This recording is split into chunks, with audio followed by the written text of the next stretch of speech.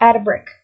Scale this brick 2 by 2 studs. Change the brick transparency to 0.9. Duplicate the brick. Change the transparency to 0. Change your snap to grid snap to 0.25.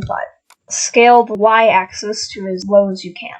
Duplicate it. Move it upwards, and do the exact same thing for the sides of the pot until it fills up the entire brick. Remove your base brick.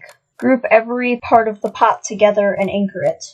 Duplicate one of the pot's sides, scale it down a bit into the pot, move it outside of the pot, and rename it Dirt. Now rename the model of the pot to Pot. Feel free to recolor and retexture the dirt to however you like. For me, I prefer the grass texture and a brown coloring. Change the pot as well.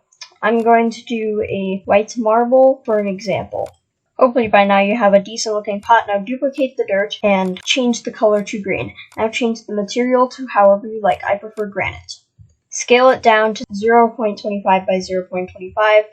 Push it up a bit, scale it up, and then rotate it however you like randomly. Duplicate it and do the exact same process at least 3 times.